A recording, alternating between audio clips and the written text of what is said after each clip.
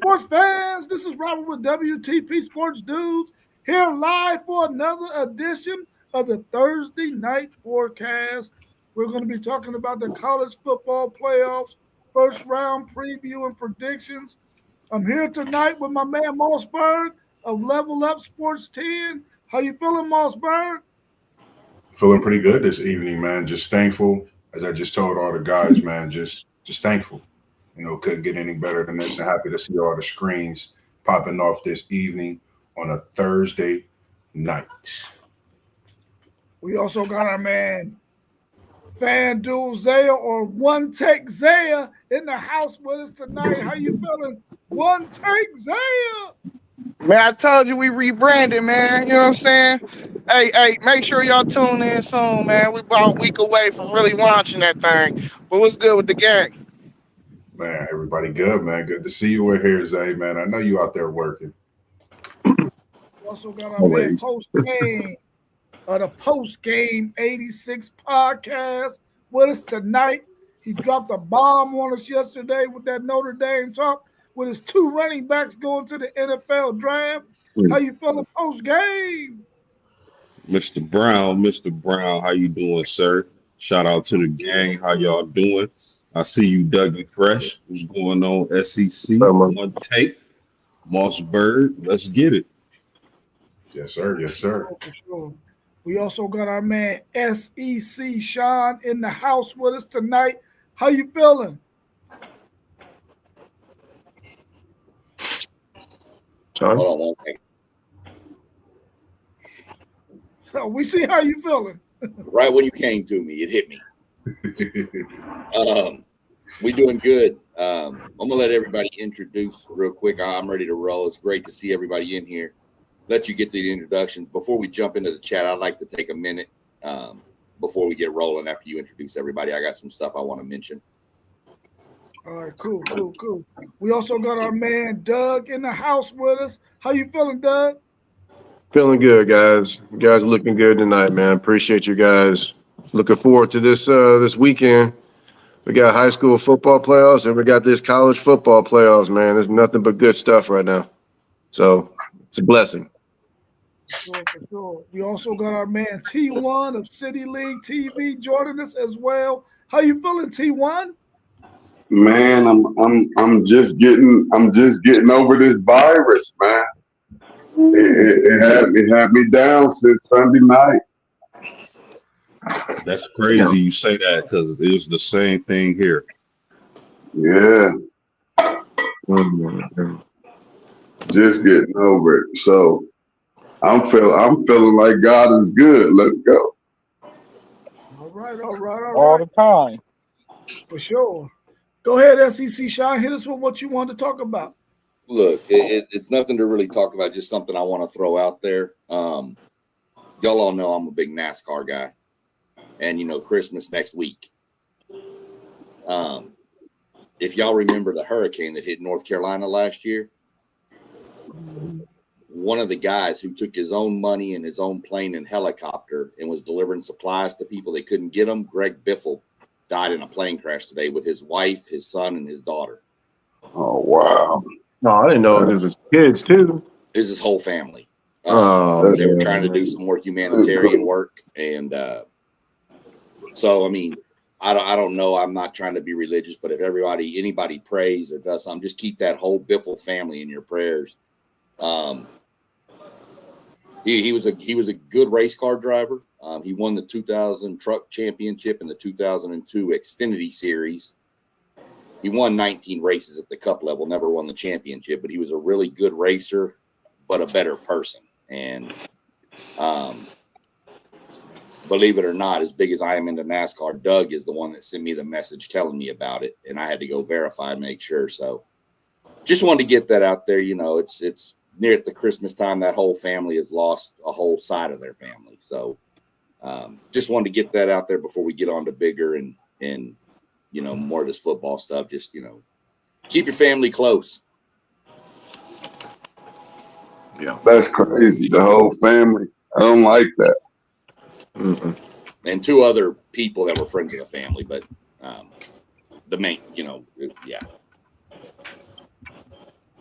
Definitely prayers, man. Definitely prayers for their whole family, man. And, you know, hopefully they make it through this tragic event, man, because that's tough, bro. That is tough. But on a funnier side, when you see if you go look up Greg Biffle highlights, you'll find a highlight where he wrecked my old driver Kevin Harvick early in the race, and Harvick sat on his pit box. And then at the end of the race, he ran over and jumped on top of Biffle's car and dive bombed his ass. So just a little funny moment within there too. So Right. All right, y'all. Well, listen, man, we already know what we coming upon. We coming upon that college football playoff first round. First team up, we got number 9 Alabama traveling to Norman, Oklahoma to play them Oklahoma Sooners, who is favored by 1.5. It opened up with Alabama favored by 1.5. Now it has shifted gears, and now it is Oklahoma favored by 1.5. The over and under is only 40.5 points, y'all. Only 40.5.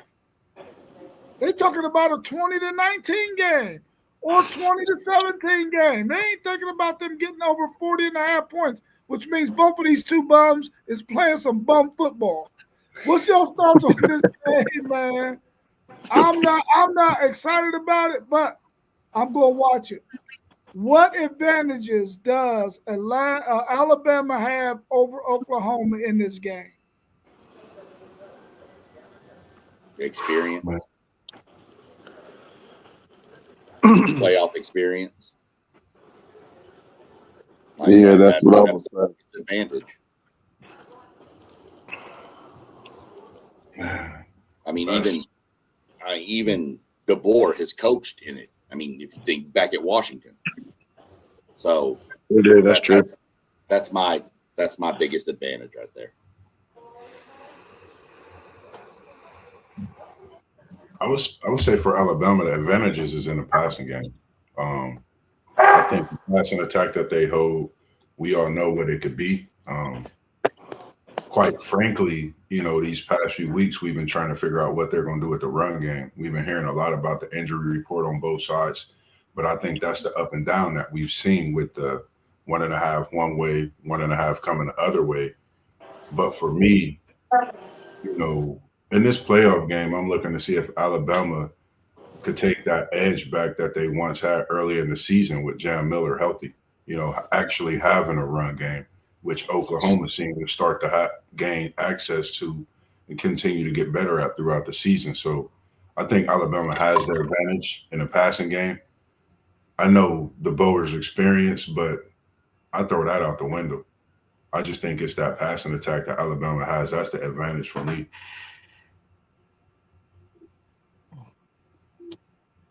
I partially agree with Moss. I would say if you looked at anything in this game, you would have to say Alabama's receiver group and their quarterback, it would be the reason why they would win this game. But I think Oklahoma's defense is going to offset all that.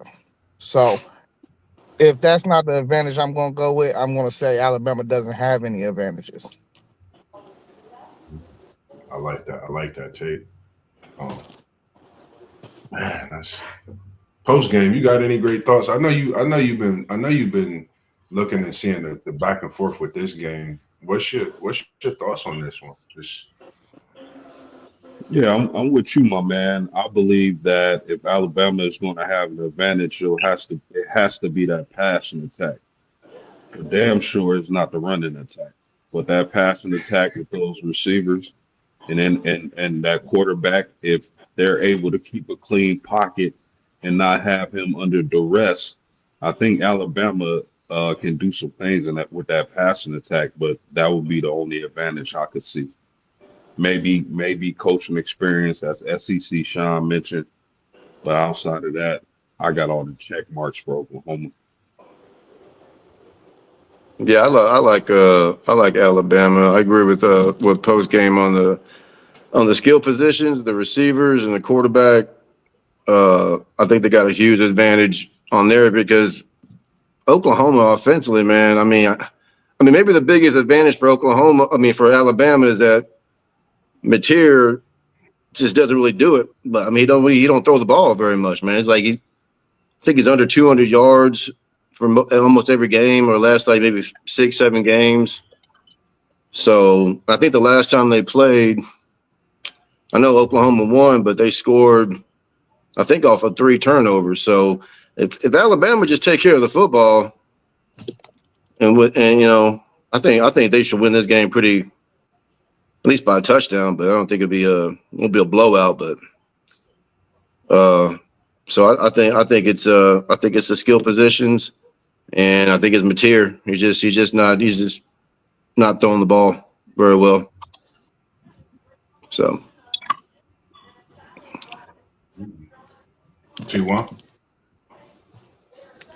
That's why I said earlier, like I agree with SEC Sean that Alabama playoff experience and that pedigree, they need to win this game. The head coach needs to win this game.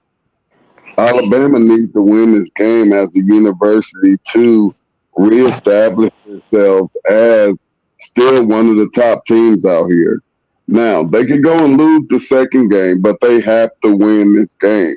They cannot just be one and done. So I'm saying that they're going to have to find that player that got recruited to Alabama to come up out of them and make sure that Oklahoma doesn't leave home.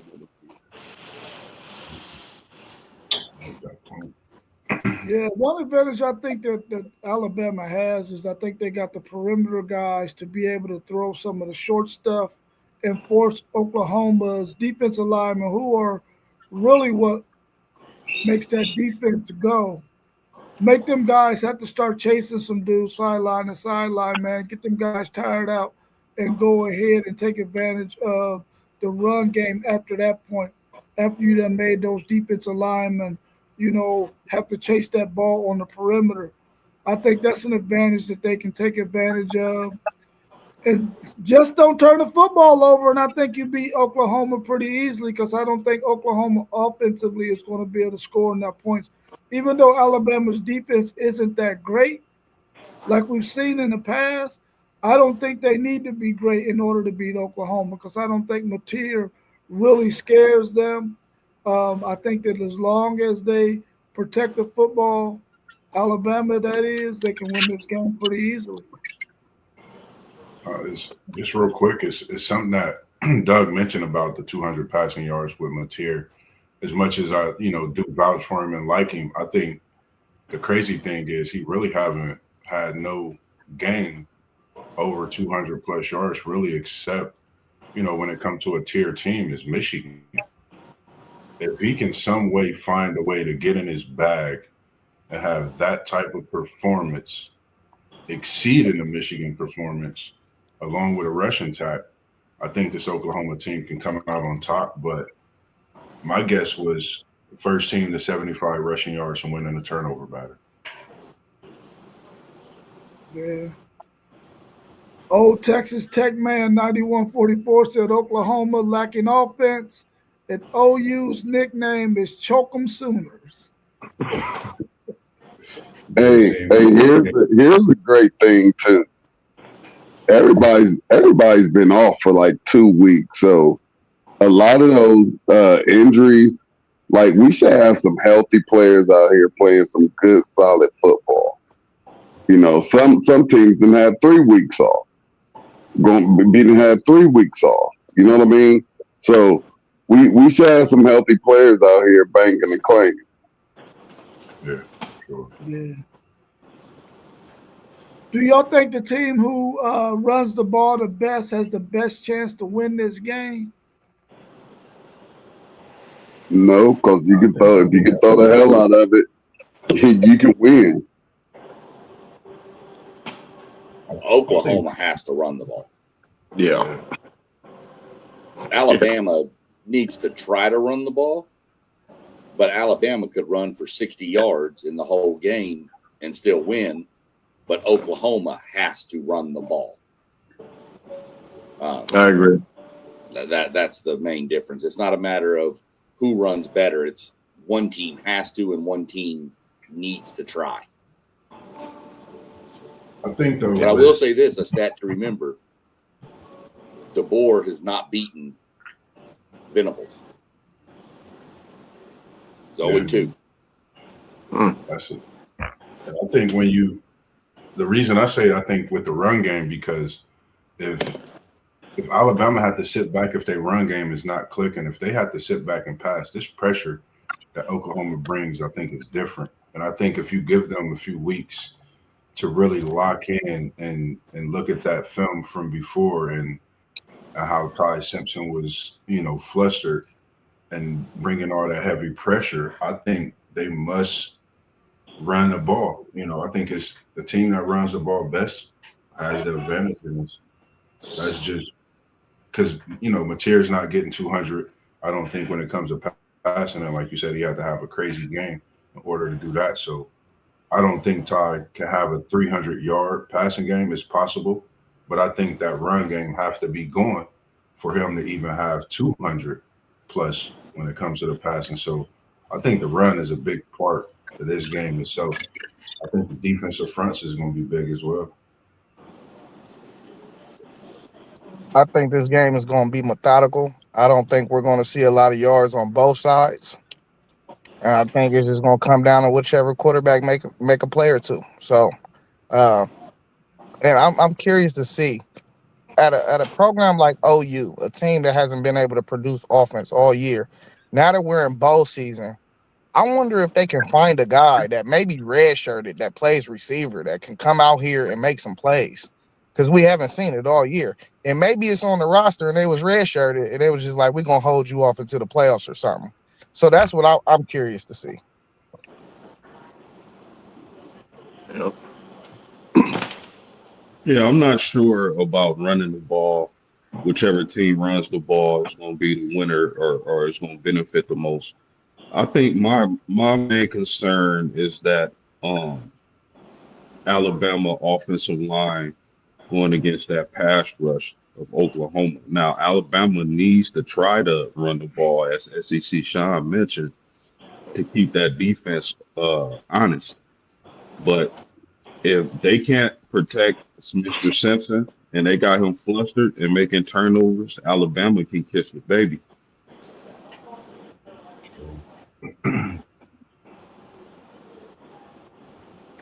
Yeah, I think the run game is going to be important in this game. Not as important for Alabama as it is for Oklahoma, because I think that Ty Simpson and the group of receivers he has can make some plays against Oklahoma.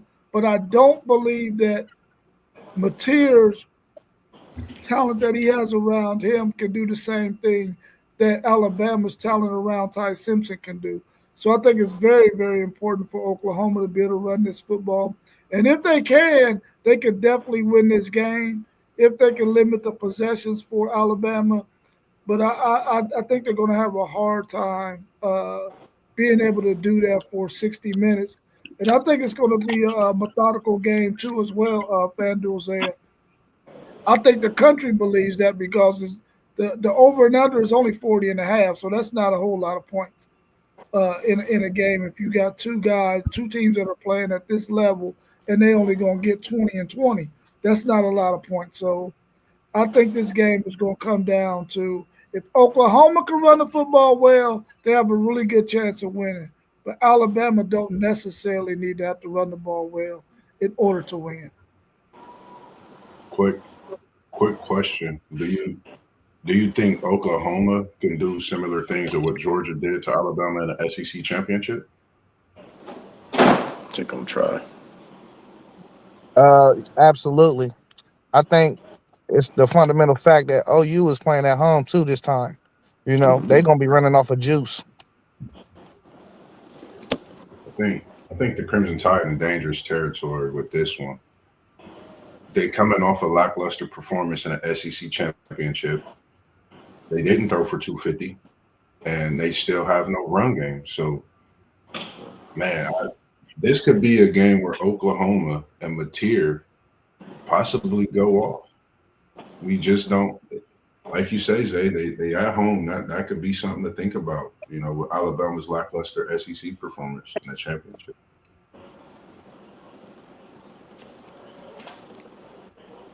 I mean, the reality is whoever wins this game gets the Ohio State Buckeyes. And you don't have any offense, and you're going to go play the Ohio State Buckeyes? Come on, man. No, this I don't team think winner. either one of them is in a hurry to get there. No. Winner of this gets Indiana. Oh, they get Indiana. Okay. Oh, I thought this was the 8-9 game. Don't the 8-9 game This get number 8-9, one? they get the 1 seed. Oh, yeah, that's right. Indiana is the number 1 seed. My bad, Buckeye fans. I got y'all Buckeye fans. I'll correct the Longhorn. Don't worry. That's normal for Aggies to correct the Longhorns. Oh, good. Oh, I good. appreciate that. I still see Ohio State as the number 1 team in the country, I guess. You do. What's your score prediction on this game? 7-5. 21-18. We're going to get a grand slam and a 3-run homer and a grand slam and a solo shot. I'm going 17-10 OU. We're going to get a special team touchdown on this one. I'm going 17-14. 21-18. I'm going 17-14 Bama. Bama. 24-20. Got 24-20 Bama. I'll go 17-13 Bama. Yeah, I'm going 20-13 Alabama.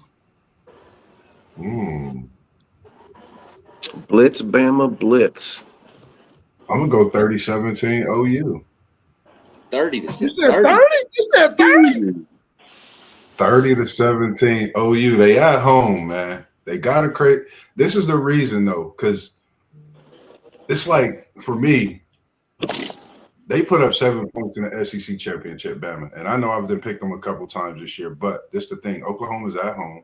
If that offense could get going anyway, force some turnovers on the defensive side of the ball, it could get ugly early with Alabama trying to score some points to stay in the game.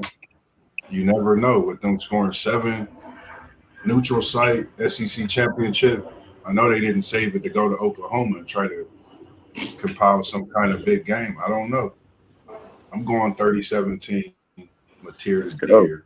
Big playoff, and that's what they brought in the OU for.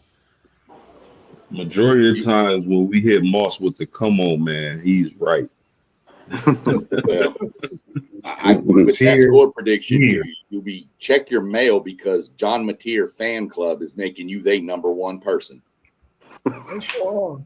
They sure are. Hey, man, the hype was real. The hype was real to start the season, man. I'm not sure Oklahoma people think they can score 30. Remember, I was talking about. Remember when he came to OU, me and Zay, because I think me and Zay had talked about it on the phone before we had a stream about it. I just thought that was like a big thing for Oklahoma. And they really haven't. Just think of the last time Oklahoma been this far. It's only the second season in a playoff. Oklahoma's at home for the second year of this playoff. That's big. You know, so I'm gonna say 30-17. Appreciate that too, post game. I'm gonna get this one. Tear to Deer with a couple of tutties. As far as your boy Old Tech Man down there with Mateer's hand being an issue, this is the first week he's practiced without the thumb strap on. Ooh. He's been having it on since he's had the surgery, and it's off this week.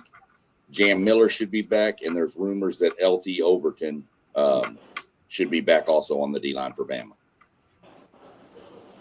Still not 100% sold that R. Mason Thomas is coming back yet. They're still saying questionable on him from that hamstring. That injury report gonna change. It seems like that injury report gonna change tomorrow, and like that late coming to the game Saturday morning type of thing.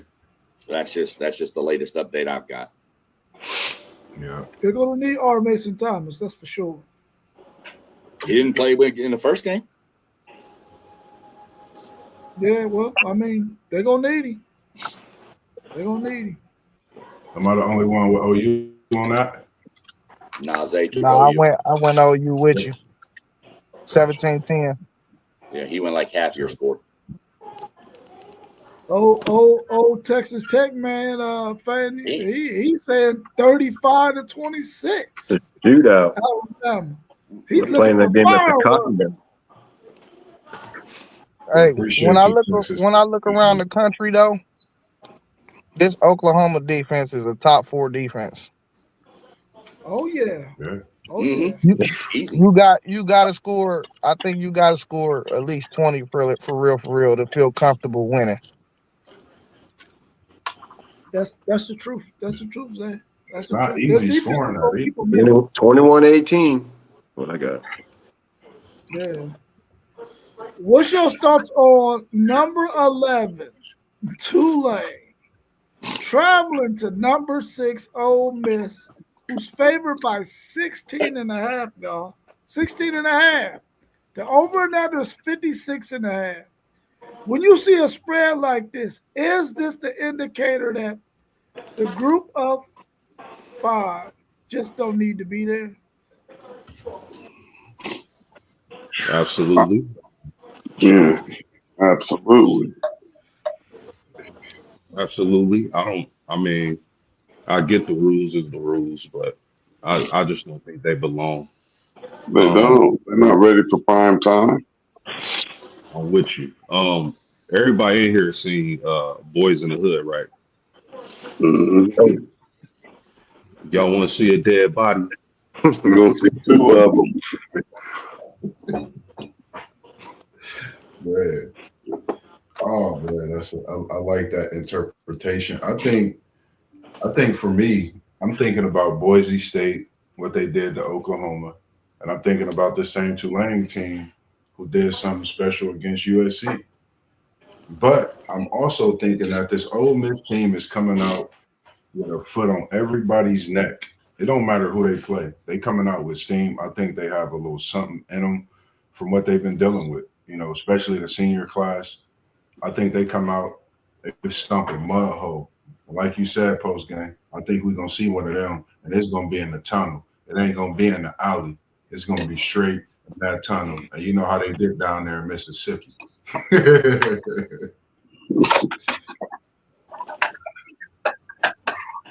Listen, Go ahead. go ahead, Tom. No, you got it. You got it. Man, listen. I think this is the worst Power 4 school in the bracket. Ole Miss. I think Tulane got a good draw. I do not think this is the year though that we have a group of 5 team that deserves to be in the bracket. But I am one that is adamant that we need to leave them in the bracket. Um, I don't listen. I do think Ole Miss is going to be able to score the football. But I'm saying though, like we don't think Tulane gonna come out there and put up no points on them. Like who was Ole Miss defense? Who like what did we see out of their defense all year? And who did they play for us to think that Tulane ain't gonna be running off the juice that they in the playoffs and they're gonna come out there and play hard as hell? So I mean I got Ole Miss winning by a comfortable margin. I got them covering that spread, but I do think it's gonna be interesting in the first half. It's going to be somewhere 42-24 in my opinion. And I think that score is going to get a little looser though going into that fourth quarter. I think it's going to be a scratch and claw game up until that point. You got a rematch here of a game that was a 35-point victory for Ole Miss earlier. Lane Kiffin ain't there. Golding's there, whatever. We'll see how this offense works and how everything works without Lane Kiffin there. You got a team in Tulane that's got nothing to lose. Their coach is leaving. Mm-hmm. I mean, what you take that offensive playbook and you open it, and every page is available. There ain't nothing off limits in this game. Reverse passes, double passes, flea flickers, throw it behind your back, over your head. I don't care what you do. Everything is open to this Tulane team to do whatever they want. If they get blown out, people are going to say they should have been blown out anyway. I think Tulane covers the spread. Yeah, I think Tulane covers it. I think the thing is this for me. Mississippi gotta stand on business. They can't take Tulane lightly. They can't play around with their food. They can't overlook Tulane. They got to stand on business. And if they come into that game with that mindset, I don't see it being close. But if they come into that game overlooking Tulane, Tulane can make this a ball game.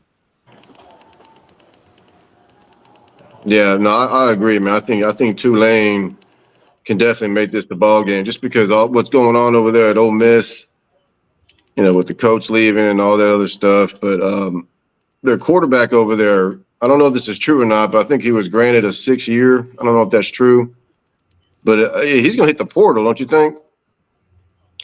He's going to end up maybe wind up at LSU or something, Who? possibly. Chambliss hasn't gotten a waiver approved yet.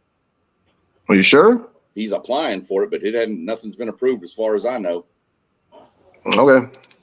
Well, if he does, you think he's going to hit the portal?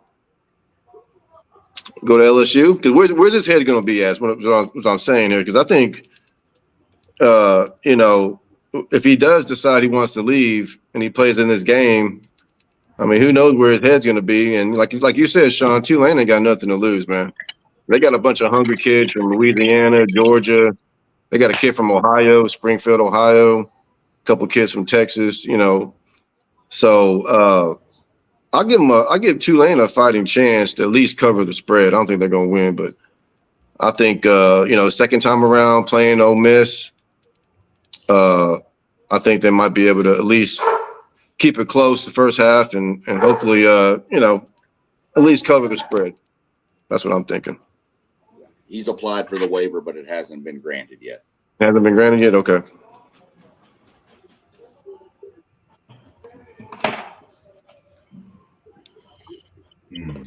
I mean, I don't see Tulane being able to stop Ole Miss's run game. So if you ain't gonna be able to stop their run game, ain't no way you're gonna be able to win this game. I don't even think they keep it close. I think they got beat by 35 early in the season. They're gonna get beat by at least 20 this time. I don't see Tulane having a chance at all. I think this game is gonna probably be maybe 35 to 13, something like that. Then that running back they got, Kewan Lacey, people got to forget he's a super sophomore. He had over 1,200 rushing yards. Like, I know we look at the offensive side of the ball, but the defensive side, they got multiple players with, over 5 sacks. They get after it as a unit. I think that's something that we're going to see in this playoff game. I haven't really got too much of a good look at them just in spurts throughout the season, but I know what they bring through the highlights I've seen. So I think we're going to see that on this play. And like I said, I think this is a dangerous team knowing with what they dealt with in this last month, preparing for the playoff, season ending, the whole nine. So they're a scary team. I mean, they definitely got some bulletin board material to get them motivated. How long they're going to be able to do that? Because who's their next opponent if they win? They get Georgia. They get Georgia. They owe Georgia, because they came out and put it on Oklahoma, even though it was a tight one. They played good in that game after losing to Georgia, and they felt that win they should have got when they was on the road against Georgia. So, yeah, I mean they scored on 5 straight possessions. I don't think that's going to be the case this time. That Georgia defense is playing a lot better now. But to your point though, they can put up some points. So we'll see how that goes. What do y'all think the score prediction is going to be in this game? Is it going to be close? Are they going to cover? What's your thoughts? I'll go 35-21 Ole Miss.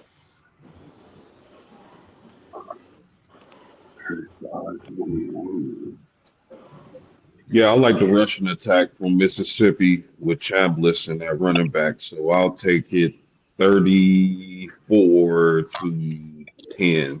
34-10 Mississippi. Going 42-28 Ole Miss. I ain't had that much, but give me 42-17. Damn, that's over too. Huh? Shit, give me the 42. Same thing. Just give me the 40s to the 17, 18, 20. I don't know. I think Ole Miss gonna come out and put a pounding on, cover the spread.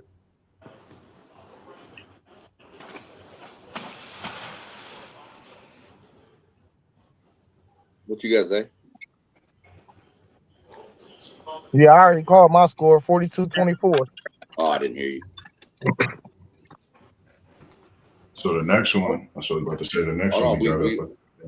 Rob got to What's give your a score. prediction? Rob, what's your So I score? said You 30. asked for I score said predictions. 35. I said 35-13. Oh, I didn't hear that either. Man, okay, sorry. I'm too busy. I guess I need to pay more attention. I'm over here watching high school ball right now. So. Nah, you good, man. You Winning. gonna give us an update on that too? That's that Texas high Newton- school That's the football. game winning, right? here, bro. This is Newton and Wall, brother. This is a game. It's 8-7 right now. Both teams just drove down the field on their first possessions. Ooh. Wall came out throwing a back a double pass. Yeah, the one that SEC went for 2 Sean. is going. The one that went for 2 is going to win because they playing aggressive. I like that. Newton always play aggressive. This deep Yeah. East Texas boys. Them boys. Them East Man, Texas boys, right? I'm telling you, flip this on, you gonna see some speed. This is crazy speed. One of the Small teams earlier, field, too. just real quick, one of the teams earlier had a freshman who in 8th grade was clocked at a 10-900. That boy got. I said, okay. Yeah, I think the spread went up to 17.5 too on that game. Just checking it out, it went up a point to 17.5. Damn. Over and under stayed the same, but it just went 17.5. Hey, SEC Sean. What up? Did you see that Ohio State offered that running back today? Which one? From That The one from DeSoto? we were talking about the other day that broke that 100-yard, that 99-yarders. Yeah, the DeSoto kid. Yeah, kid from DeSoto. Yeah. Yeah, he gonna have offers from everybody. Yeah, we jumped on it. He's the second best running back in the state next year. Yeah, he ain't even the best junior running back in the state. Nope. Yeah, so But he's good. to have Ohio State jump on you, that's good. That's how we steal them boys up out of Texas. That's it. And that 99-yard touchdown, that game was already over, by the way. But I think hey, South Lake put their 99 seniors in yards. for the last play. But Yeah. But 1,500 yards in the playoffs, that's ridiculous. Yep. Ridiculous. Yeah. So, All right, y'all. What y'all think about number 12, James Madison, traveling to number 5, Oregon, who's favored by 21.5? Another lopsided looking stat line. The over and under is 47.5. What can James Madison do in this game to make it interesting? How do you feel about it? Run the ball and punt. Run the ball and punt with 2 seconds left on the clock. I mean, there's a few things they could do to make it interesting. They could get their cheerleaders and have them play naked. I'd watch that. Other than that, I'd fake a tire injury on the bus or something, and we can't make it to the game. Sorry. They have a really, really good defensive end. I checked them out.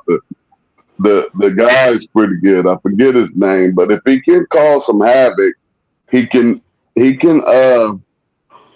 them not cover the spread. But I'm picking Oregon big.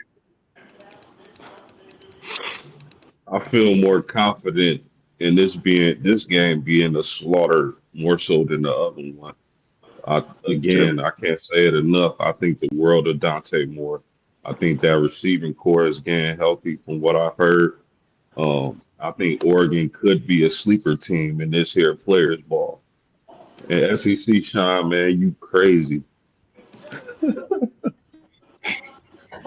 He's too wild, Yeah, man. I think Oregon gonna pop. Everyone in here, everyone in here is a liar. If it comes up and they say James Madison's cheerleaders are playing naked, you all a liar if you ain't turning to that damn game. Every one of you strike down right now. Touche, man. Touche. The crazy, I think the best thing for this game, for James Madison, just pack your bags, enjoy the trip, but don't, come like it's not business. Come, put your hard hat on. Let Oregon know that you're there. They're going to see you. But I just think Oregon is just a different team. Out of all the matchups, even though they're a 12 seed, I think Oregon, like post-game said, is scared. They're a threat, I think, to anybody they play in this playoff. I think they could possibly be the team to come out that higher portion of the bracket as well, along with Texas Tech, being a battle. But I think this Oregon team is scary.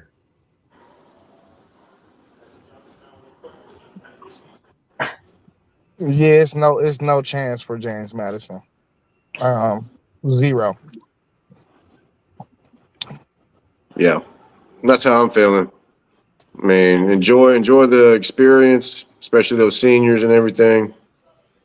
But I just hope that everybody's come out of there healthy because they're going to be very, very undersized. And Oregon's never been like the biggest team. There was that skill guys and everything, but they're going to be a lot bigger than James Madison. And I think it's crazy that they might be able to rest their starters, but we'll get to that later. But I don't think they have a chance in this game. They need to run the ball and punt the ball with 2 seconds left on the play clock, and just have fun. Open up the playbook or do something because they don't have a chance. So, God bless them. They got a pretty good running back at James Madison, though. Seriously. Yeah, no, they do. They do. They have some players. They're not that bad. No. But they're not. They're just a power. They're a group of five. Then you got the portal's still open. So I think another thing, and when you got games like this, you can see players possibly put on a show and get themselves a little NIL package or a position on another team. A bigger school. So those are things to look at as well in some of these games when you overmatch. Hey, and that's what that defensive end gonna do. He gonna try to eat. He got a big audition. Yeah. Do y'all think Oregon will go and sit there too deep? If so, when do you think they're gonna sit those guys in this game? End of the third. Second half, yeah. I think into the third because, you got to realize they've been off for a while. So they got to get back some game rep. And, practice rep ain't no near as like game rep. So they got to get some game rep. And then even if they win, after they win, they got another like 10 days off before the next game? Yeah. I think it'd be somewhere. My bad, Mark. Yeah. It'd be somewhere around it. I was just gonna say it'd be somewhere around the mid to late third quarter. Yeah, as soon as they hit 42 points, which I think is going to be at the beginning of the third quarter somewhere. It's time to So you're saying one possession, 2 possessions in the third quarter. Go ahead and get everybody up out of there, or start taking them out. Yeah, about 9-10 minute mark. It's going to be 42-0. I think the game going to end 49-6. Damn. Oregon might put up 60. I think they could if they wanted to. They might, because if anybody paid attention last year, you don't play around. You go out there and try to kick ass off the rip. That's it. It's like you got to go for the throat. Yeah. Tulane is a whole different speed and they got a whole different size of a team too. Their team is not small. James Madison is small. I think Oregon run Oklahoma State off the field, and that wasn't a small football team either. That was actually a group of 4, Power 4 size school. So I can't see it. Yep, great point. Do y'all think they're gonna cover the spread, Oregon, that the 21.5? They can play all their kids and they're gonna score. They're gonna Easy. cover that. Yeah, I think they're gonna double up. Yeah. Yep, Easy. cover that. They said easy. Easy money. Yeah, these Oregon and Mississippi. The one thing I'm anxious to see in these matchups is the mindset of the favored teams in these matchups. That's going to tell me a lot. Yeah. Yeah. If Ole Miss come out in Well, them powder blues, watch out.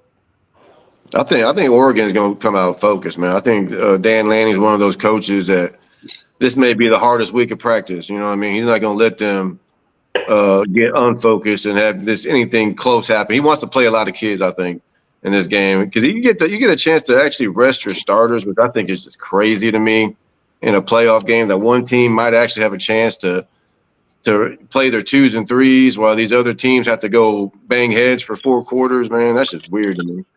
But it is what it is, man. So I hope that it turns out such that the committee and anybody who the NCAA whoever decides to say, listen, we're gonna make this college football playoff about the Power Four. Then we'll give the Group of Five something else. They don't need to be here, in my opinion. I mean, if they do the 24 teams, yeah, they that's what more I'm saying. welcome. Do a Well, I mean, 2014 and make them schedule up, man. They can still get in. if they do I the don't Yeah, care. 24, they end up ranked in the top 24. I'm all for yeah, that. But if yeah. they ain't there, then hell, don't put them in there just because they are a Group of Five school. I I ain't trying to see that, man. We about to see two massacres, and it's gonna make Saturday slate look like shit. Those games aren't even on. Man, listen, them games are on True Hey, TV and TBS or something like that. Come on, man. hey, Sean, tell them get them on Victory Plus, Sean. They can watch some Duncanville and North Shore or something like that. Yeah, all you got to. That's what I'm gonna be doing. I'm telling you, I'm gonna watch the A&M Miami game at noon. When that's For over, sure. I'm gonna flip over to my Victory Plus, free, by the way, and I'm gonna watch North Shore and Duncanville, and then I'm gonna watch DeSoto and CE King go at it for the last two state championship games. Those are the big Yes, 6A schools. Yeah. As you talking about your Aggies, we definitely about to get to them guys.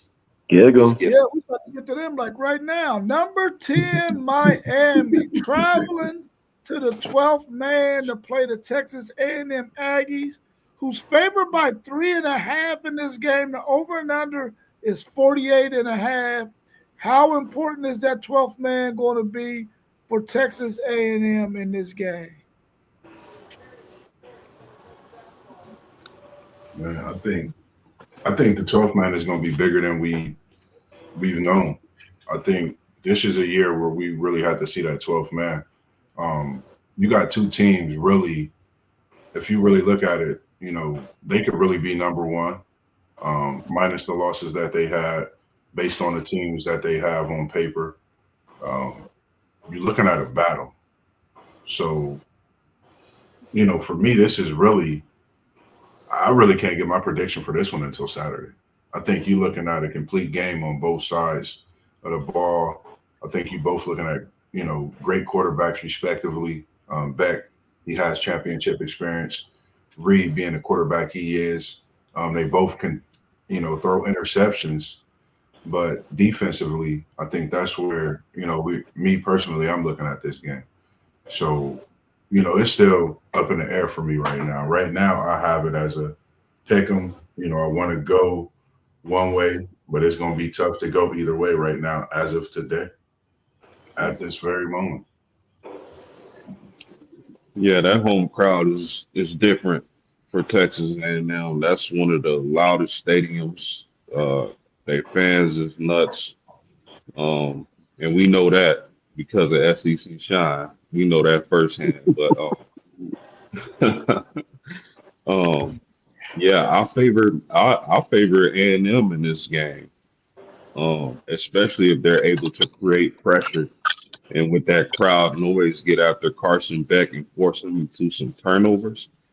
And if they can contain those receivers of Miami, I think Texas A&M can get the job done. I favor them in this game. I mean, the 12th man is famous. It really is. But this is a playoff game, man. That ticket split is different. So, this game being at noon, not under the lights, I think Yeah. the 12th man would be less of an effect than it typically would on any given Saturday, knowing what the ticket split is. So, I mean, they gonna need all their fans for sure. But I mean, we gonna get into more. I got more words for this game, but I don't want to skip past the rest of the questions. So I'll let everybody else answer first. Yeah, home game for A&M, playoff game, it's going to be rocking. I think Miami's lucky this game isn't at night, to be honest with you, man. But I think even for the 11 a.m. Kickoff at Kyle Field, first playoff game, it's going to be electric for sure. So I give A&M the slight edge, but we'll talk about some of that in a little bit. But yeah, I'm definitely thinking they're gonna need the 12th man. It's gonna be rocking. I don't think Miami's ever seen anything like this. So yeah, definitely a 12th man is gonna be in full effect. Yeah, they definitely got to be a big part of this game. They're going to force at least two false start penalties, three false start penalties in this game. In my opinion, I think that crowd is going to be up for it. And I mean, like they are every game. I think this going to play a big part in this game, keeping the Texas A&M offense and defense hyped about this game. I think it's going to be very, very important. And I think they're going to do an excellent job out there. The 12th man, that is. I don't know about the Aggies football team, but the 12th man going to be awesome. I agree with everybody that home field advantage is going to be everything. But I don't have I have a close game. I have a close game, probably like 18-15 or something.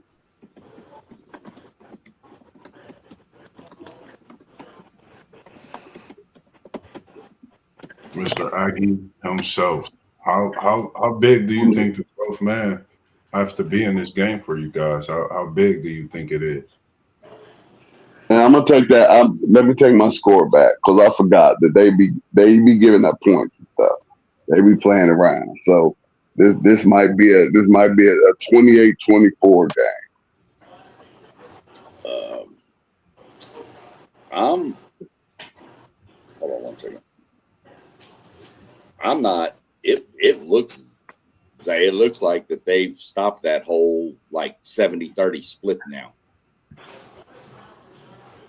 There's nothing saying Miami's guaranteed X amount of seats. It looks like they may have taken that out because too many people like complained that they were at a home game and they couldn't get tickets because we had to give some. So I'll do some more digging, but it looks like they've stopped the split of like 30% of the stadium capacity. But even then, there's going to be 110,000 people in that stadium at 11 o'clock in the morning. There's nothing else to do in College Station at 11 o'clock in the morning, so might as well go watch football. You can the 12th man's going to be loud. Miami is the 110th ranked offensive penalty team out of 130 something schools. They are like they're the worst team in the playoff as far as offensive penalties. The biggest crowd they played in front of this year, I think, was 67,000. You're, not doubling that, but you're pretty close. Yeah. They haven't played in an environment like this all year. So I think it's going to have a huge effect on Miami's offensive line and communication. So that's my theory. But it's the 12th man. They're loud no matter what. Yeah. Who do y'all favorite in the trenches in this game and at the skill position? Pretty even in the trenches, I think. I think so too. I agree. Yeah. I give the Aggies the edge on the skill just because they run the ball really well. And but at first I thought, the A&M would have the advantage on both sides, man. But the more I look at Miami, man, they got some good-looking players, man. Offensive line and defensive line. So I think it's an even split on the trenches. And skill position, I'll definitely give it to the Aggies because they run the ball and they got some nice guys, that Concepcion and all that. That guy scares me. So yeah, that's how I'm looking at it. I like the trenches. No, go ahead, Post. You got it. My bad, Moss. I would say it's pretty even as far as the trenches goes. And at first look, I was giving A&M the advantage at the skill positions, but I actually think they're pretty even there too. Um, but to add to that, I'm gonna say what's going to separate either team is going to be quarterback play. Yes, sir. The trenches, I'm going Miami. I think Miami's trenches is better. Not significantly, but by a nice size amount. Um, I think Blaine and Bang are going to give Marcel Reed a hard time all game. Um, but skill wise, hands down, I'm going with Concepcion and Craver. Like that's just a tough duo. That's a tough out for any secondary. Um, but once again, I don't want to skip ahead, but that's where I go. Like Miami's defense is significantly better than Texas A&M in my opinion. So I think everything is going to balance itself out. Yeah, I agree with everybody, in so many ways, especially in the trenches. I think we're looking at probably one of the best battles when it comes to the trenches. Like you said, Zay Bang and opposing, they bring so much pain. I watched what they did to my Seminoles. If they can come out and play like they played against Florida State, like I've never seen Miami play like that. Just thinking about the times I've seen them this season when they played that way. And when it comes to the skill positions, it was tough. But I had to go with Miami, and the edge was Malachi Tony.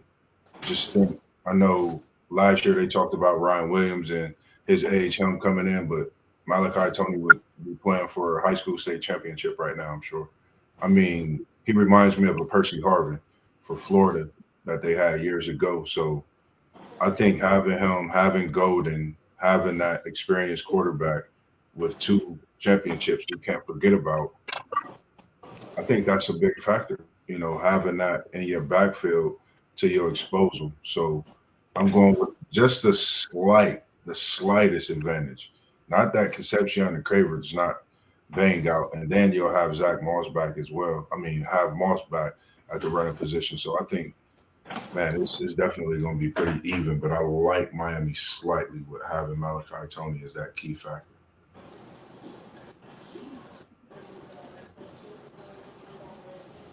I think the trenches is pretty even in this matchup, man. I think Texas A&M offensive line against Miami's defensive line is going to be a good contest, and then vice versa. I think it's going to be a good matchup between the both of them. I think they both got two really big offensive lines, which is going to be going to make for a really good contest. The bookends, though, for Miami, those two guys, I think might be a little bit better than both of Texas A&M's bookends, but you got Mike Elko scheming up some of those blitzes, man. I think that could be the equalizer to those two edge rushers that they have for Miami. So I think it's going to be a push right there. The skill positions, that Craver and that Concepcion, man, especially Yeah. Concepcion in the return game might be where they might have an advantage, man. Because Concepcion, when he get that ball on those punts, man, if you don't get him right away, he can take that sucker to the house, man. So I think that might be an advantage for them in this game.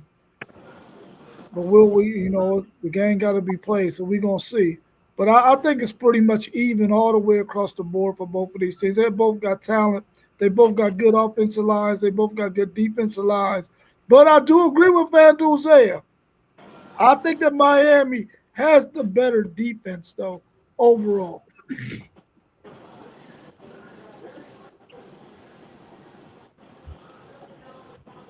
Did everybody get a chance to go on that question? Trenches, I think the trenches are pretty even. I think Miami's got a better D line due to the bookend, their defensive ends. They've got two. We've really got one. Skill position is A&M. I know they've got Malachi Tony. That's fine. He is still a freshman. Not saying anything about freshmen because we've seen freshman wide receivers do great. But does the environment, cause him not hearing play calls right? Is there an issue with some of that? So we'll take that, but I'll take my skill position over Miami's every day of the week, especially with Moss coming back. You now got your stable of 5 running backs again that are all healthy. You've got Craver and Concepcion both healthy. Bethel Roman's healthy. Bussy's healthy. Everybody on the skill is healthy. I don't like the offensive lineman from A&M calling out Ruben Bain. I don't like that. That is just pure stupidity.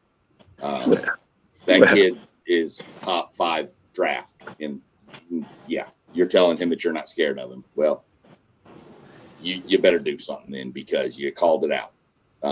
Don't like that at all. Don't like it.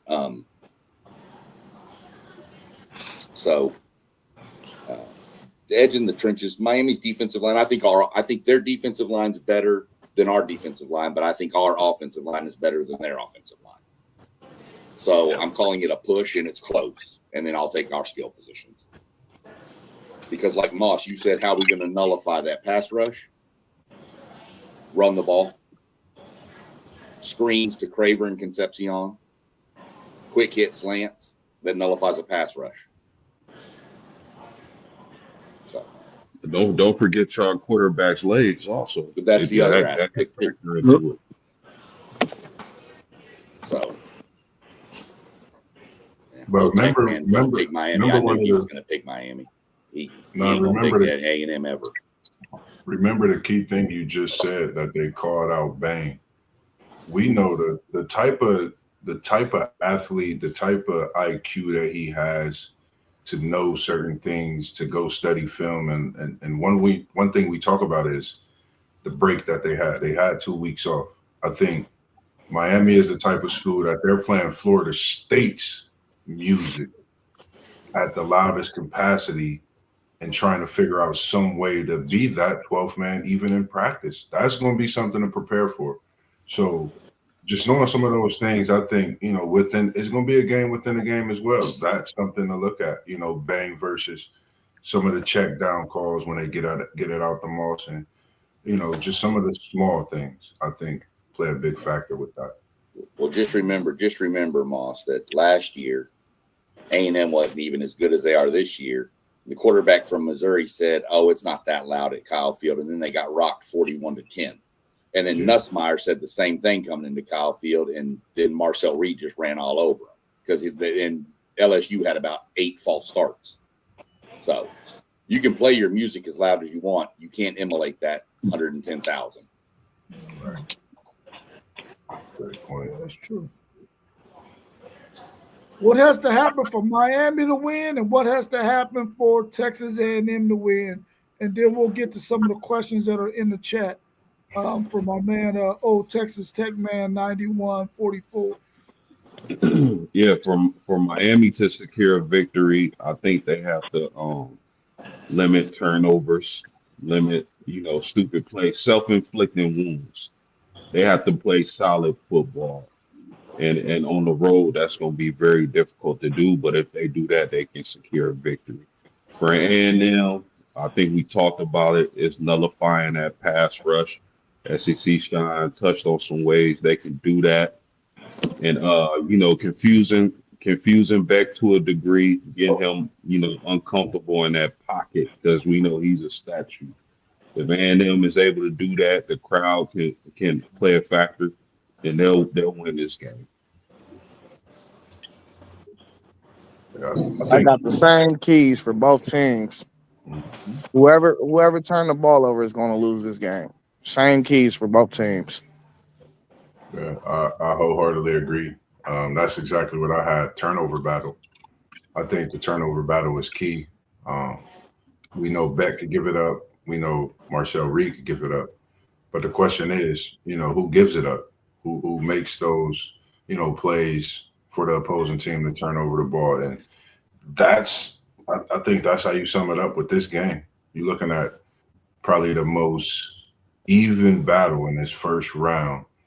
And that 12th man, I think, give it, an edge towards Texas A&M because we know how it could be. But I think you're looking at top to bottom on paper, these two teams can compete in the national championship, of course. But I think the turnover battle, like you said, Zay, man, that's it. That's exactly where it's at. Yeah. No, I agree 100%. It's going to come down to quarterback play. And I think, honestly, when it comes to pressure, I think Marcel will probably make more plays at the end of the day. Uh, his stats may not be great, but at the end of the day, I think he'll make the plays with his feet and get around. The offensive line, I think they got like 6 or 7 returning starters. So hopefully they can run the ball, help them out a little bit. And I think they're going to try to run the ball a lot. And I think eventually, I think they're going to get to Carson Beck. They can get Carson Beck to turn the ball over, and Marcel Reed can make some plays with his legs. I think that's what they need to do to win. I think it's going to come down to quarterback play. So we'll see.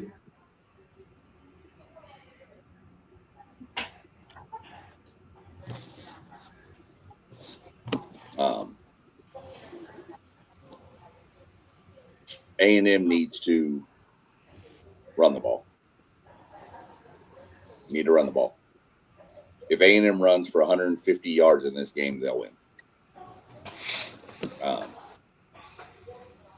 Doesn't matter. I mean, who does it or how. Just as a team, 150 yards rushing and A&M will win this game. Move Reed, move the pocket, get him outside. Roll him out, sprint him out. Use the tight ends. Just 7 yards to a tight end, 7 yards to a tight end, 7 yards to a tight end. That pass rush is going to back down a little bit. So, that's my keys. Miami has to play composed, and they have to avoid penalties that have cost them stuff. And I'm not going to get into the turnover thing. Everybody else has touched on that. We all know that that's a huge advantage there, but our huge turning point in the game. But Miami just has to play composed if they want to win, and not let the moment get too big. Let me add this, fellas. That I guess some might call it a hot take, but these two teams, Miami and Texas A&M, these are the two type of teams. One of these teams can get hot at the right time if they play sound football. It can make a run to the championship, in my opinion. I think these are maybe you call them this year's Notre Dame, the team that got hot and made it to the championship when nobody was expecting this. One of these two teams can do that. Just think, in the last month or so, and you give Beck a little time as a senior to look at some film. He's only thrown 1 interception in the last month to 11 touchdowns. So that's a key, coming in. We know he could turn the ball over, but this is a senior.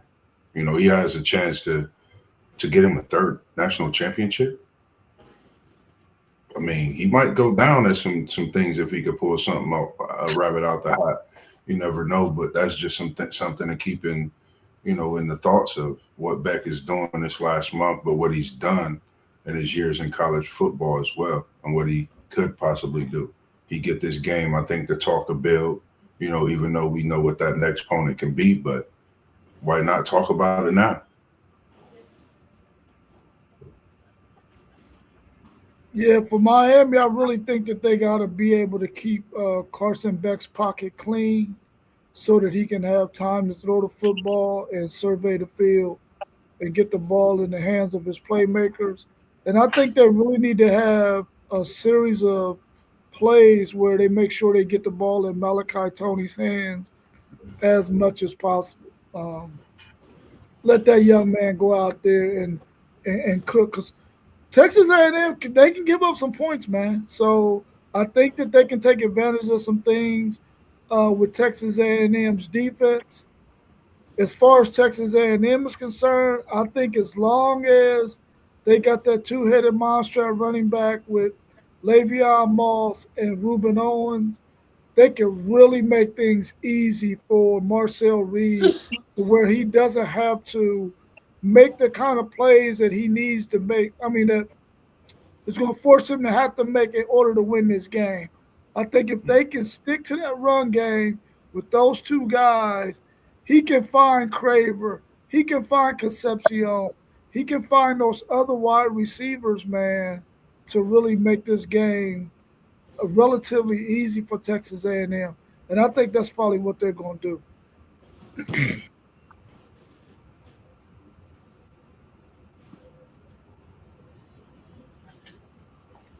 Anybody else got anything to add on that before we go to the score prediction and who we think going to win?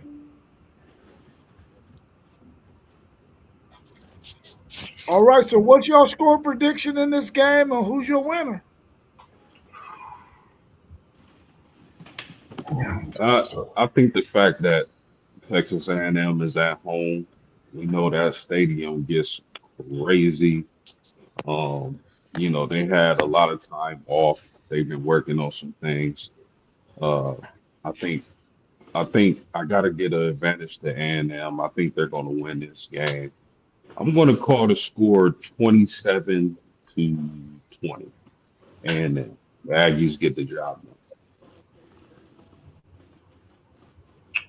I'm in agreement. I'm gonna call the score 30-23 with the Aggies 12th man playing a big part in a wide left. And I don't know if he family, but he got that last name Moss Le'Veon. He gonna get a couple yards on that last drive as Marcel take him down the field for a game-winning touchdown drive late in the fourth quarter. Just my predictions, and then win. 31-24. That's my prediction. Touchdown. Late. It'd be a good game. All the way to it'd be 4 quarters. It's gonna be a great game. I think I Marcel don't Reed will know if make Dougie the Fresh plays is at the end. talking, but I can't hear anything he's saying. I said 31-24. Or is that just me? Nah, I don't know. It's just you. Turn your mic on and off real quick. I can hear him. Yeah, Oh, I can hear him. Yeah. It'll be a great game. Up until the end. Marcel Reed will make enough plays to punch it in late in the game. Aggies by a touchdown. Well, it's my only road win right here. I got 34-31 Miami. Is that really what you want to happen, though? Nah, I want Texas A&M to win so I can run through all this SEC stuff. Exactly. Imagine Texas A&M next week putting it in the air first against the Buckeyes. I can know the stream is going to be going crazy. Can't wait. Yeah, I'm going 31-27 Texas A&M. I think their run game is going to be the winning and deciding factor in this game for Texas A&M. I'm going Texas A&M, 31-27. Stop me if you've heard this before. We gonna spot Miami 30-3 at halftime. And no, never mind. You better not. If we spot, I promise you, if we spot them 30 points, I'm leaving. I'm going back to bed. Which last time I took a nap when we were down 30-3, we won. So, I'm gonna go. Doug almost hit my prediction. I have 32-24.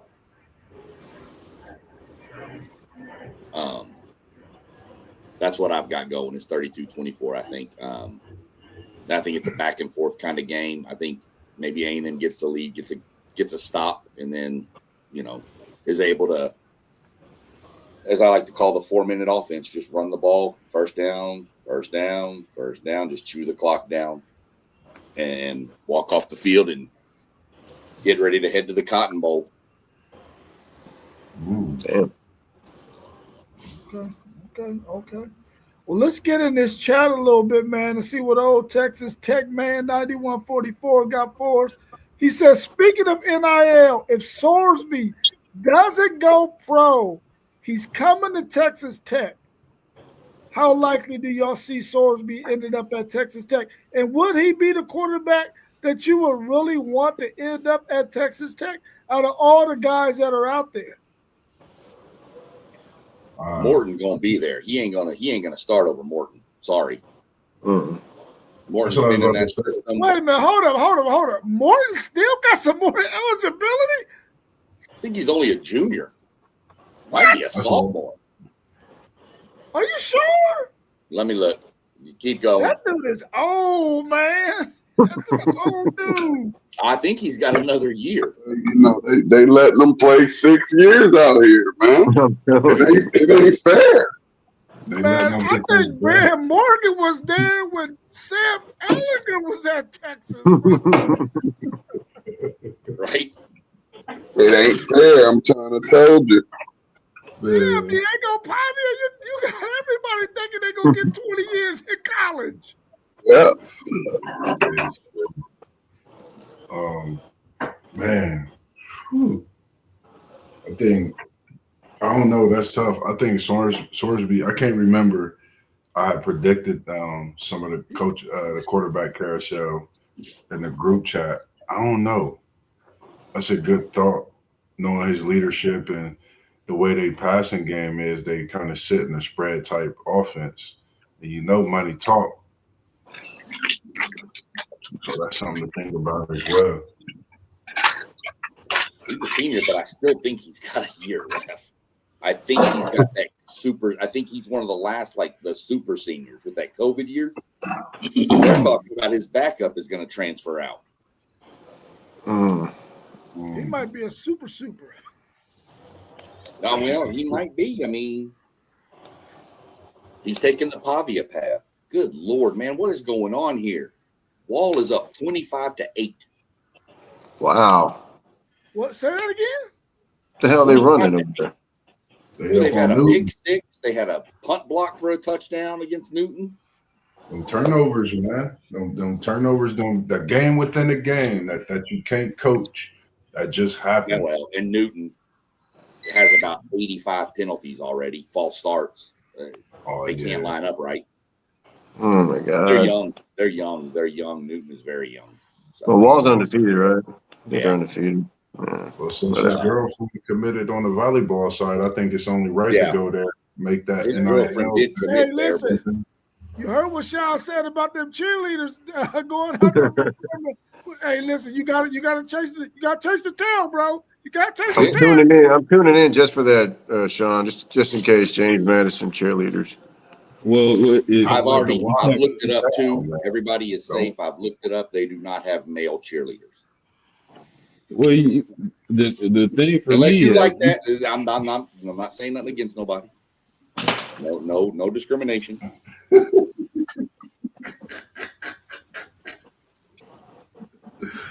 Man. I'm gonna get kicked off this podcast pretty soon. Nah, you good, man. I'm just tripping because of some of the Coach stuff K, that were we you be talking. taking the same stance that your father's taking? You're not watching no college football until next season because Notre Dame got jerked? Now I can't hear nothing nobody saying, so I'm gonna go out and come back in real quick.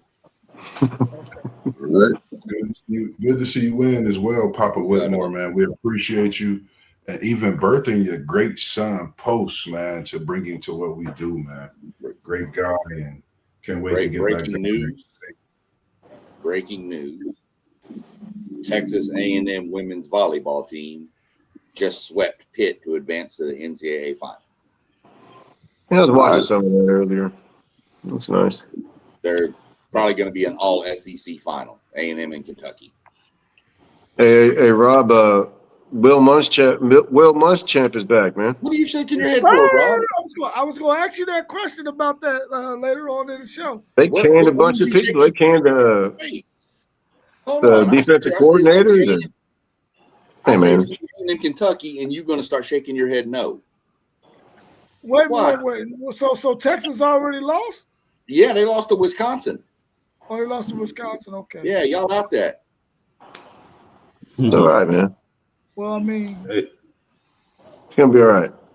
yeah. yeah, we was talking about Sorsby's girlfriend going to Texas Tech, but I mean Rayola's boyfriend played at Texas Tech, so Said yeah. Rayola's boyfriend. Man, What? Yeah, you got Rayola's a trip, dude. You gotta admit that guy looks kind of weird, man. I don't know what the deal is with him. He just moved funny. I don't know what it is. The way he warm up, the way he does things.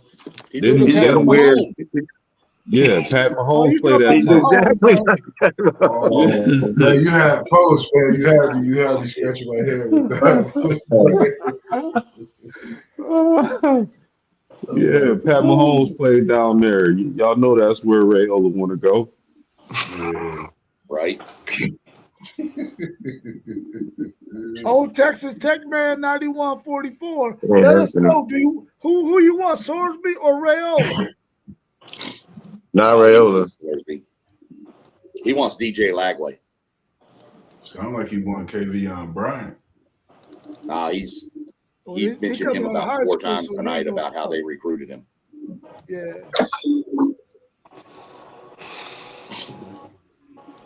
But I'm gonna tell y'all too tomorrow. If you want to watch a real running back, you watch that game between Carthage and whoever they're gonna smash. That running back is going to A&M. That dude's legit, man. KJ Edwards, he is a freak. Yeah. And that coach is what, 10-0 in championship games? 10-0 in state championship games. Documentary on him called The Game Changer. That's unbelievable, man. 10-0. Yep. No. He's got, that's what I said on our podcast the other night. He got a ring for every finger and thumb. And if he wins this one, he going to have to get a toe ring. He ain't going to have no more for his hands. Maybe he get a belly button state championship ring. I don't know, or a nose ring. I don't know, but he going to do something. I guess if you win 11 of them, you can do whatever the hell you want. Yeah. Doug, I really liked PK, but I think it was time for Texas to move on from him because that bend don't break defense inside the 20s. He was just giving up way too much, man. They gave up way too many 3rd and longs, in my opinion, in some of them games. I think they had to part ways with him, but I think it was kind of mutual too, because he wanted to get back to the West Coast, and I think with the job opening up at Oregon and at USC, maybe he's trying to see if he can get one of those 2 jobs. But I love Will Muschamp. I felt like Lincoln Riley should have called Will Muschamp a long time ago when he was available to fix that USC defense, and he never did. But I think maybe Will Muschamp was just waiting for the right defensive coordinator job to come open, and it happened to be Texas. So I think Texas already had that in the making because I think PK wanted to get out of there and go back to the West Coast, which he sort of said that a couple of years ago, that he didn't want to do too much long term because he wanted to go back to the West Coast. I haven't heard that name in a long time. What are y'all expecting him to bring to Texas? Some fire. Some fire, For yeah. sure. Willie Muschamp is Yeah, a no nonsense, very physical, got a lot of good blitz schemes. Blitz, yeah. And he gonna have them dudes ready to roll. I hate that we got rid of Dwayne Aquino. I really like Dwayne Aquino, but I think the way football is played now, he was going to have a hard time at Texas. Be real. Texas went out and got Muschamp back for one reason and one reason only. What's So that? when Clark goes to the NFL, he's going to be the head coach. That's possible. He was the head coach in waiting. He was the head coach in waiting. You, man. I don't think Will Muschamp is head coach material, bro. I don't think so. No, I don't think so either. Florida and South Carolina. But remember, he was the head coach in waiting. Yeah, he was. I mean, they had to do that. He was under Mac, right? Wasn't he under Mac? Yeah. And then but then he left to go take the head coaching job at like Florida, or South Carolina, one of the two. Florida. Won a national championship with Texas. Yeah, he was the defensive coordinator, wasn't he? Yeah. Was he the DC in 05? No, he was. No, that was. No, he lost the national title. Oh, that's right. I got that mixed up. He was the DC. It was Chisholm. You're right. Yeah, he was 2009. He did lose on that. Yeah. And I think it definitely brings it. I like the move. Yeah, that's a good move. I like that move. Different physicality. I think you'll definitely see Texas moving different defensively next year. And he got some young talent. We promoted what you won't see is Colin Simmons dropping back in no damn pass coverage. That's what they're trying. That's a waste of time. That's a waste of time right there. Dude, you got one of the best pass rushers in the country dropping back in coverage. Yeah, you want to show the NFL he can do a lot of things, but he don't need to be showing they can do that. We're gonna see what I'm gonna see what Holman Wiggins can bring as the OC at A&M. Never called plays, but dude, he is an elite wide receiver recruiter. I mean, he was the wide receivers coach at Bama for all them years, and then we just brought in a new linebacker coach who has massive ties to the state of Georgia. He was over at Arkansas. He's going to be the linebackers coach at A&M, and he's got kids. He's pulling out of Creekside, all them big Bufords. He's got ties. He used to be a high school coach in Georgia. So Creekside, Georgia ain't a joke, man. Neither is Buford. Well, Buford just won their state championship last night or something like that, or the other night. But they're that the new coach, the new linebackers coach is from Georgia with all the ties. So I'm going to like that pipeline. Yeah. Hey, we just interviewed Ryan Day just interviewed LSU offensive coordinator who was also their wide receiver coach. I forget his name. But I don't think that will be a bad hire. Coming from the other wide receiver, right? Yeah, LSU definitely has some wide receivers too. Yeah, but that'd be a good hire there too. I'm curious though. I'm waiting. God, I'm waiting for this portal. I feel Ole Miss is going to be gutted. I mean, I think Ole Miss is going to look like SMU after the death penalty when they came back. It's going to be bad. Why you say that? Because I think the school going to throw them the money. Because it matters. You think they're going to go down? Okay. I think when their season's over, the running back coach from Ole Miss is going to go to LSU, and he's the one that recruited Lacey. Lacey's going to LSU. You can probably go ahead and book Chambliss if he gets an extra year of eligibility. Probably goes to LSU.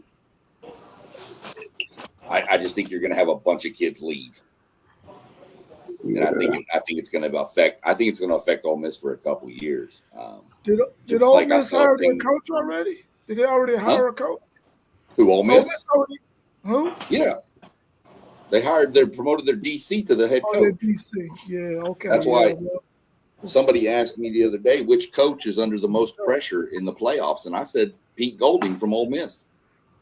Because if let's say Ole Miss does lose to Tulane, you know how much their fan base is going to be like, whoa, whoa, whoa! What did we make the wrong hire? So do you think they hired him just to retain some of those players? I think so, and I think he may retain some defensive player, but I don't think he's going to retain much on the offensive side. Yeah. And Old Tech, man, that's probably the one thing you've said so far tonight I agree with is Michigan's going to be gutted too. You know, a name in the speaking of the transfer portal, a name that I've seen in there is a receiver from Kansas State, Jace Brown. And I watched him this year. I think somebody that get him is going to be electrified in his talent. 6'1", 160. He brings a presence, and I think just a great receiver.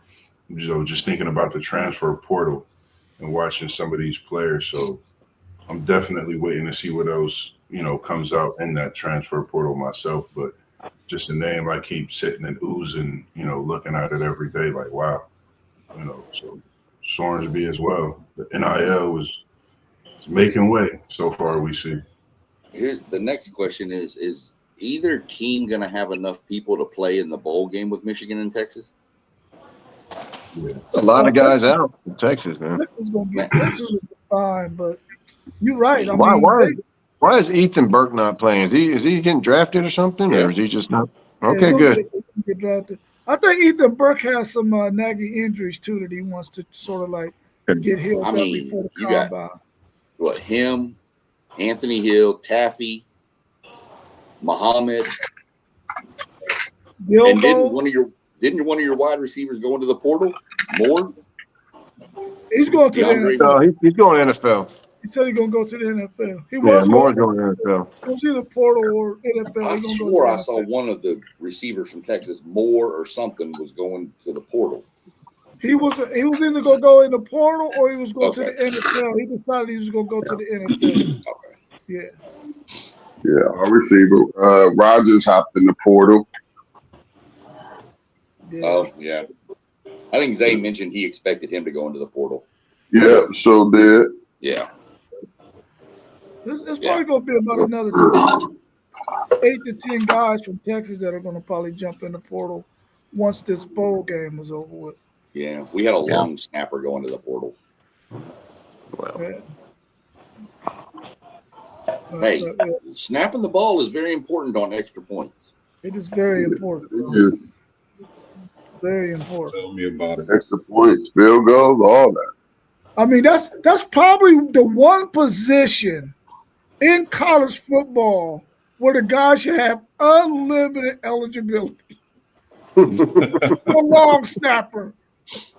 That's the best You position to can play stay forever if you want to.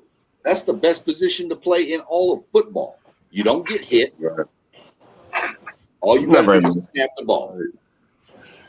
But you probably deal with more pressure than a little bit. Yeah. Yeah. But I will be a long snapper in the NFL for give me minimum salary. What about a long snapper for punts, man? You get the rundown on punt. Yeah. So That's good. Run down and fake an injury so I don't get run over. But yeah, take a hamstring pull. Crack back on one of them punt returns. Probably. Hey, I've been laid out before. Bam Morris laid me out. Oh, yeah? Yeah, we played against him in high school. He went to Cooper High School. I was from Commerce. I ran a slant, and he was there, and it didn't end well for me. I was a freshman. He was a senior. It didn't end well for me. Man. Yeah, slants back in those times was brutal. Oh, yeah. Go watch the A&M TCU game from back in the day where Quentin Coriat just flexed like this on the receiver from TCU, and when he hit him, it broke both of his jaws. Oh. And he didn't tackle him, he just flexed on him like that. That's all he did.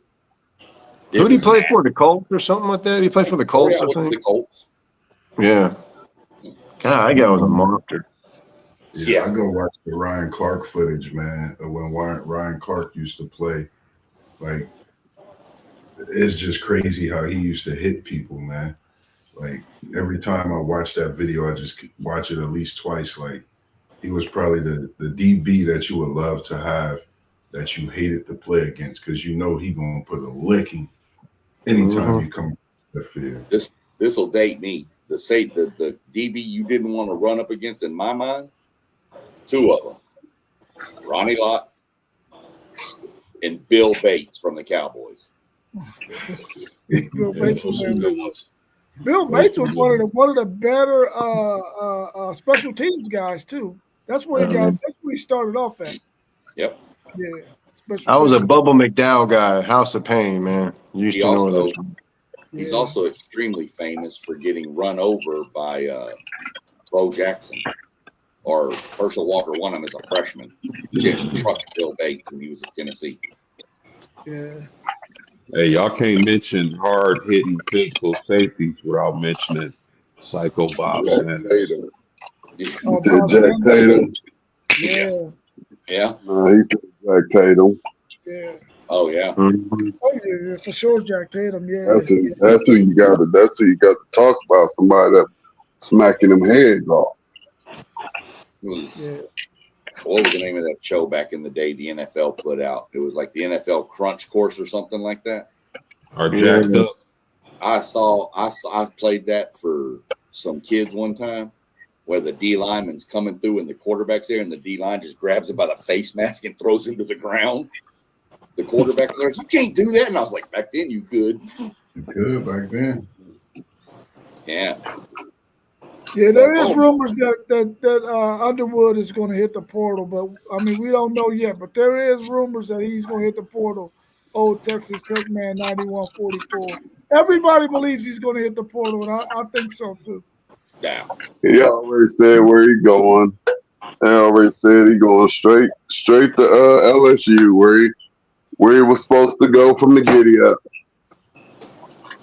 Do y'all think he fits the system for Lane Kiffin? Great question. It is a whole different coach now. But I think Lane Kiffin would love to have that young man. I know I would. Yeah, I think, and no offense to the Michigan people, but I think Lane Kiffin would do a better job kind of grooming him and putting him in a position to be successful on the field, more so than the coaching staff at Michigan done this past season. I agree with you. You got to think of the alumni. You know, you got Tyrann Mathieu already recruiting him. I think the support that he'll get when it comes to him getting better, I think, you know, he'll get all that and some. They would want to see him, you know, be a great quarterback, get to that next level, but most importantly, bring this LSU school, you know, a national championship. That's what they brought Kiffin there for. That's what the transfer, of course, would be for. That's why they put the money out there on the table for him to come in the first place, even though it went the opposite way. But now it's all coming forefront, you know. So question is, you know, will you make that move? I would love to see it. Nothing against what they're doing at Michigan, but the type of quarterback he is, I would love to see him at LSU and defeating the odds of what people already see him as. I think he's a great quarterback. He just needs some work. And why not be with Kiffin and a program that down at LSU, you could just do what you do. Weather is yours. Bo Perbula entered the portal too. And I think that's going to be the pitch to Underwood. Come here and do what Joe Burrows did. Come here and get developed and win the national championship. But I don't agree with y'all with Joey getting developed, but that's what we would tell this young man right here. Joey Burrow got developed great, I think, at LSU. Well, he said it started at Ohio State.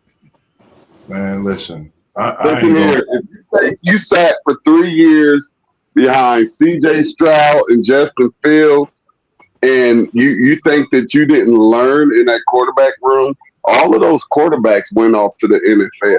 He learned that. I mean, high draft pick. So If you want to believe that he was there for 3 years and wasn't prepared to go and run somebody's offense and didn't know how to read defensive coverages, y'all, something wrong with y'all.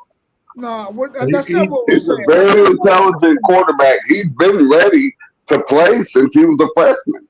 He So just couldn't break through. Ohio State is just that good that he didn't get put with a great coordinator at LSU. I think a year's difference showed me I think when he got with the offensive coordinator at LSU, we seen a different skill. I think everything that we seen, yeah, he was under great teachers at Ohio State as well.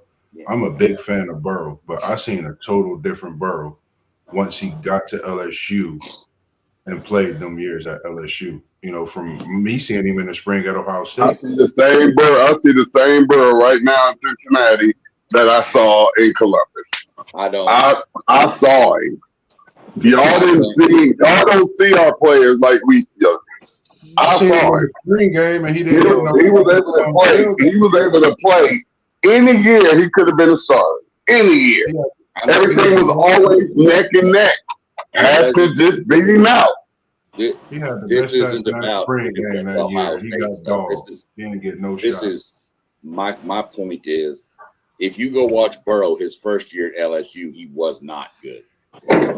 No. But then the next year, he's in a whole completely different environment. It's a completely different offense, completely different receivers. Ain't nobody coming right in like nothing else. You got to get adjusted, and you got to know the system and all of that stuff. You don't just come in and just have success like that. In 2019 was when he got teamed up with Joe Brady. That was who came in 2019. Joe Brady wasn't there in 2018. So he came in one season and broke all them damn records under Joe Brady in 1 year. Because that was my point too. I'm not saying he wasn't developed in Ohio State at all. All I'm saying is he wasn't that good in 2018. In 2019, when LSU brought in Joe Brady to be the passing game coordinator, of course, he had Chase and he had all them other. He was loaded. What you mean? Of course, who wouldn't have broke them records with them receivers? But you would have. But look, here's the thing though. You have to be an accurate quarterback. Right. You can't be Underwood who just throwing heat. Right. Joey B went down there as an accurate throwing quarterback. He didn't go down there as somebody with accuracy problems. And he got these all world wide receivers to throw to, and the line is protecting him, and he ain't under no pressure. But that's what I'm saying. That's a straight key to success. But if you go back and watch 2018, what I'm saying is in 2018 he had the same weapons. He had the same receivers, but he couldn't do anything with it. Joe Brady came in to revamp the passing game, and all of a sudden those receivers became better. Burrow had another year of growth under him. Joe Brady, the offensive coordinator. What I'm saying is it took the right passing game coordinator to fix everything to make it all fall into place. What I'm trying to tell y'all is, and I just leave it at this, and we just call a spade a spade. Just as example given, I don't say that Ohio State can really take credit for Justin Saying accuracy in the way he throws the ball.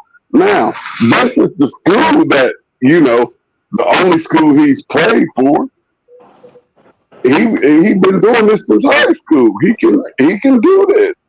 He's getting good coaching, and he's doing what he do. That's it. If he was to leave and go to Alabama and be down there doing whatever, it wouldn't be he got developed at Alabama. He was already good when he was here in Columbus, and that's all I'm just trying to explain to you. That's 100% right. That's every kid in the nation. If you go to one of these big power programs, some of these kids is bums. How many kids? What? Some of these kids are bums. The number 33 for Ohio State was a bum. Yeah. Yeah, he You're was. gonna have stuff, but Now, if he would have went down to LSU and did what Joe Burrow did, yep, I would have said, yep, see, somebody developed it. But he went out to Cal and couldn't even get a starting position. Yeah. You are who you are wherever you go. You ain't changing. He went A to lot of these Oklahoma. players are the same players that they were as high school dominant seniors. Those are the ones who can translate over to this college game easy. So let me ask you this real quick: is Fernando Mendoza, was he developed at Cal?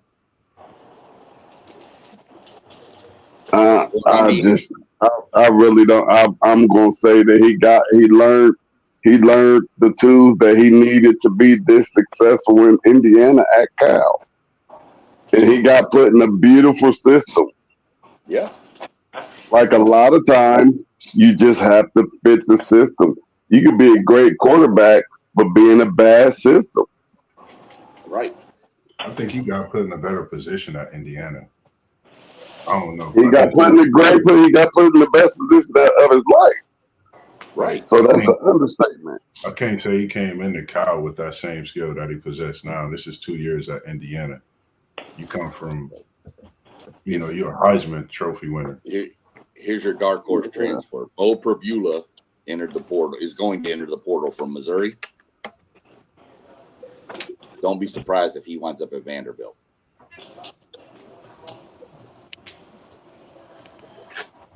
Yeah. I know they just got that 5-star Jared Curtis kid, but Perbula fits more of the Pavia skill set, and he builds a bridge to give that kid 1 year. Yeah. Oh man, I like that kid they got at Vanderbilt, man. That's the top overall prospect. Yeah, he looked good. Yeah, but you don't want to throw him into the fire right away. Freshmen starting in the SEC do not end well normally. Just look at it real quick though. BYU got the #1 basketball player, right? Vanderbilt coming in with the #1 football player. 2 schools you don't think that's going to do things like this. I think this kid starts. I think this kid plays. I think he's going to need this experience similar to AJ DeBonsa. I've been watching him, but watching BYU get better. And just think at this point in the season, it's at the end of the year, that playoff push for a freshman. You never know what Vanderbilt could be, and thinking that they should be in this year of that playoff, just something to think about in some crazy comparisons. But you know how Mossberg is. Yeah, that's a crazy comparison. That's apples and oranges, brother. Especially thrusting him into a 9-game SEC schedule next year. Yeah, that's gonna be. Yep. He gonna be nice, but he needs some time to get his feet wet. I wouldn't throw him right into the fire. And I wouldn't do it, man. But I think if they get somebody in there so he can sit a year and learn, he'll be all right. But I get your point, Mossberg. Sometimes you just forced to have to play that freshman, man, to get his feet wet. All right, y'all. If you ain't got nothing else, man, we can wrap it up. We're coming up on 1 hour. I want to make one more comment. All right, cool. It's right here. Bro, have you ever been to Lubbock? Lubbock is the worst smelling town outside of Beaumont, Texas. It smelled worse than Pine Bluff, dude, and a paper mill. Bro, if the wind's blowing the wrong way, you ain't gonna smell nothing you want to smell, brother. Yeah. There's a lot of timber up there in Pine Bluff. That's for sure. Yeah. Smell like Frank Road. Yep. So, man, it's rough, dog.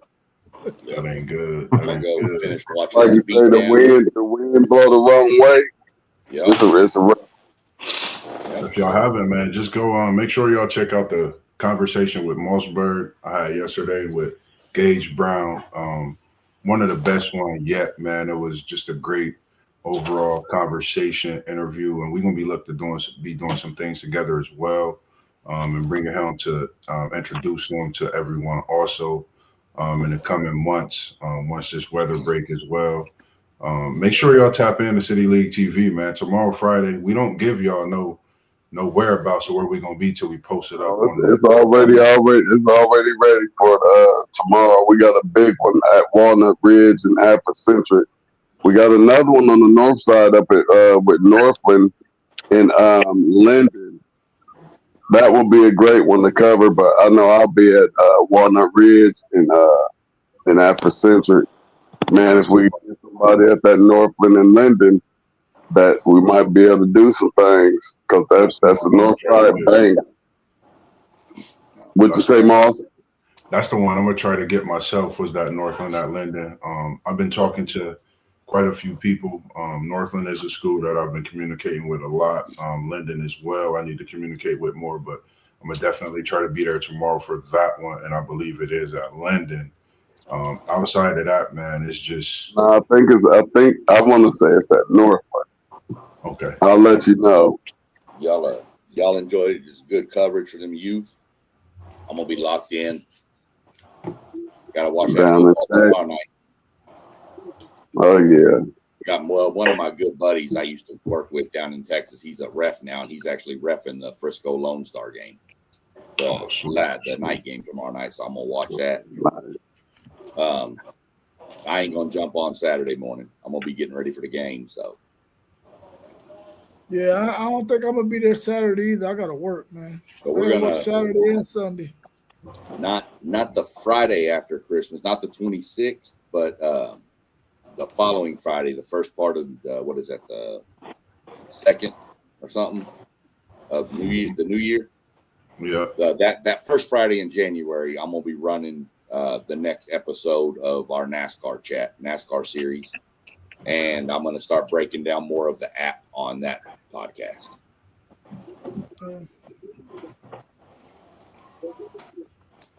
All right, y'all. Well, man, I enjoyed everybody tonight, man. We had a really good discussion on the college football playoff first round for preview and predictions.